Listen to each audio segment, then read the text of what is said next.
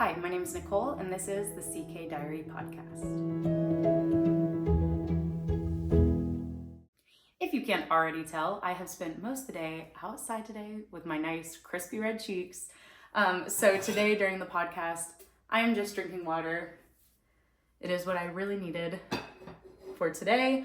This morning, really all day today, from 9 a.m. to 2:45 p.m., I had a ton of water stuff out front. We did like one of those blow up bouncy castle water slide things. And then I did like a little kiddie pool and then a water table. And we had a ton of my son's friends over and we just ate snacks and drank juice boxes and played outside for hours and hours. And it was so fun, but I got a little burnt. But it was fun. Anyway, today is Monday. And I always upload my podcast on Thursday. I usually film on Tuesdays or Wednesdays, but we have a really full, busy week this week. So today is the only day that I could record. Tomorrow, we're gonna go to the zoo with a couple of our friends. And then on Wednesday, we are going to, it's in Jekyll Island. It's called Summer Waves. It's a water park out there. They have a ton of big slides and they have a huge lazy river and a wave pool. But they also have a splash pad and this big kiddie area that has like 3 or 4 water slides that are for my kids age 2 and 4. They're just really small and a lot safer, and it's in like a foot of water. So our boys love that. All right, just like normal, we are going to start with finished objects. This is my Mexico sunset shawl. It is finished and the ends are woven in. I wove in the ends while the boys were playing outside with their friends today, and I will be blocking it tonight. So the yarn that I used is 50% cotton, 50% viscose from Bamboo. It is one of the Hobby Lobby yarns, and I will have information for all of this yarn down below. I used 4.5 millimeter needles. They were the 32-inch circulars from ChiaoGoo. But it was a lot of fun to knit. There were a couple of, I'm showing you the back of it. There were a couple of new to me things on this shawl, and I will talk more about it closer to her release date just because I want to share it with you guys. I really enjoyed knitting it, and I think that you would probably enjoy knitting it too, especially if you're a shawl knitter or you are a process knitter, because I think it was a lot of fun. Moving on to whips. So I worked on all of my socks a little bit this week, just here and there, a row here and there. This one, where did it go? Oh, fell out of the bag. This is the Roller Rink sock set by ALC Yarns. Let me show you the finished sock. I did a pink cuff, a black heel, and then just the yarn for the toe, like the main color yarn for the toe. For this, I'm doing Magic Loop, and I am using 2.5 millimeter needles, ChiaoGoo. And I do, for all of the socks for myself, I do the medium-sized sock, which is 64 stitches. And for my shorties, I do 10 rounds for the cuff and 10 rounds for the leg before I move on to the heel. All right, I also put a little bit of work in on this one. This is the Ready to Flamingo sock set by Florida Girl Fibers. Same thing, medium-sized socks, 64 stitches. I did this one on Magic Loop, 2.5 millimeter needles. This is what the finished sock looks like. I showed you guys all the finished socks last week.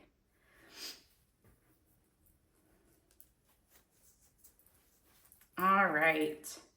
And then one more sock whip. I wanted to have this done before the podcast, and I was planning on working on it tonight, but then my friend asked if I wanted to go to the zoo tomorrow. So I knew I needed to record the podcast today. So I did not get to finish this before the podcast, but this is my sock on 9-inch circulars. I am now just working the foot. I finished all the gusset decreases and I am loving the way it's turning out. This yarn is, the colorway is Amore. It's by Kelly in the Middle. And this is the yarn that was gifted to me by Meredith from MD Maker's Diary. Super pretty. I'm using 2.5 millimeter 9-inch circulars. I'm a really tight knitter, so that's why I have to use 2.5 millimeters. And it puts me, if you use the Vanilla Sock pattern by Kay Liddon, the Crazy Sock Lady, the 2.5 millimeter needles helps me to meet gauge exactly for that pattern. All right. Let's see. Oh, and I have one more whip that I've been working on this week.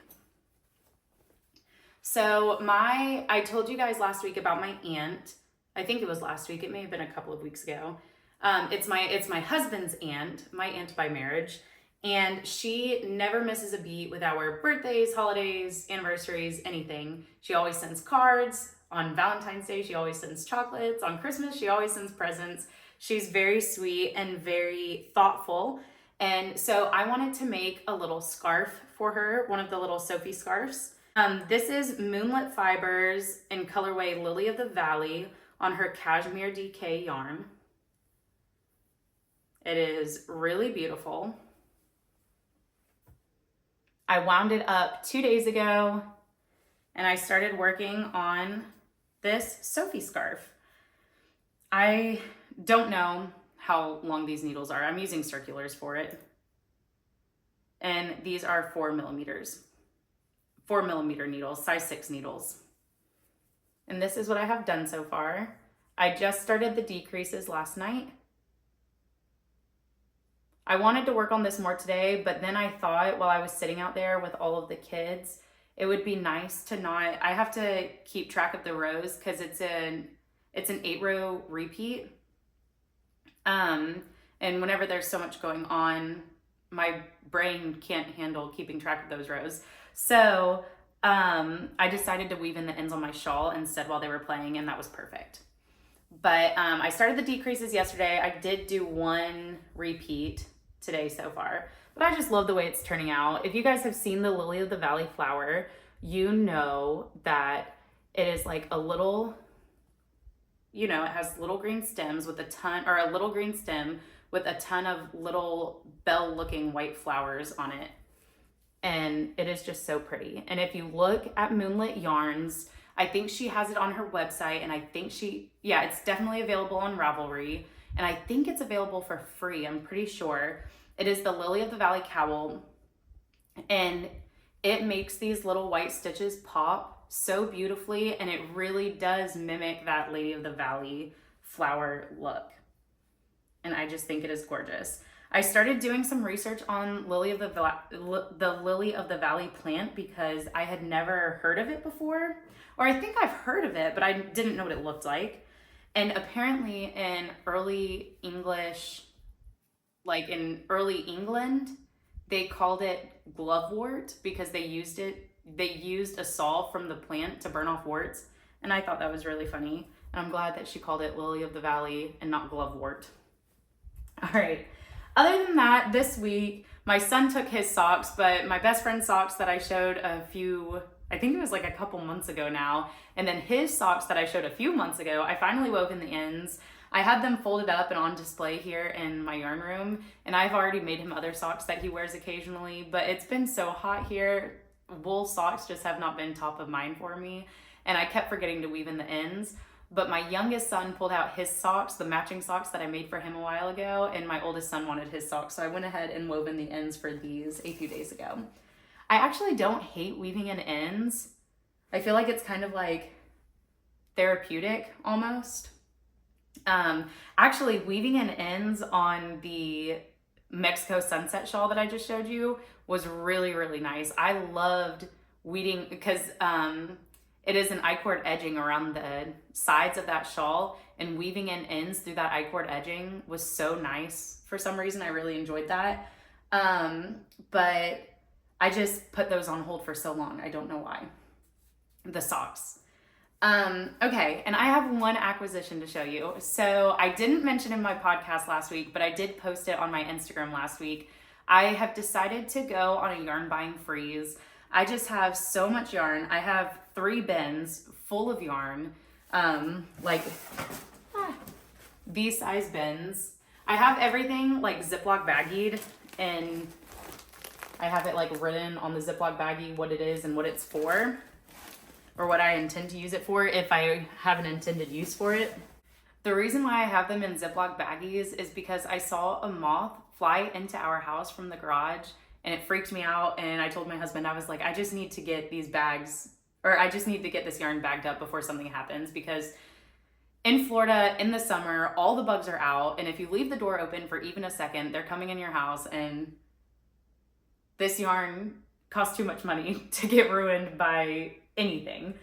So I'm just taking extra precaution, and I have them bagged up right now, and maybe during the winter they'll be able to come back out and be on display.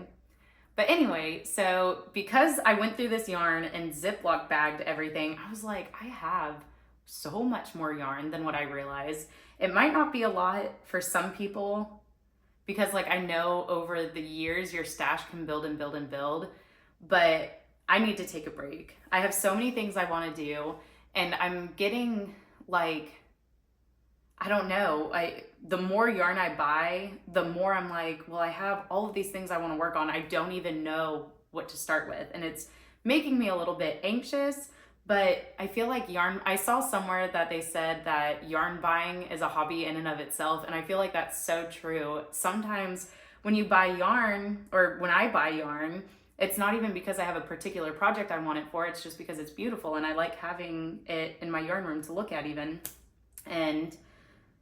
But anyway, I need to take a break. I've got plenty. I've got so many projects I want to work on, so I just need to calm down and work with what I have for a little while. But after I went on my yarn buying freeze, this came in the mail. My husband had surprise ordered it for me. I send him, I think that blurred out because of my face.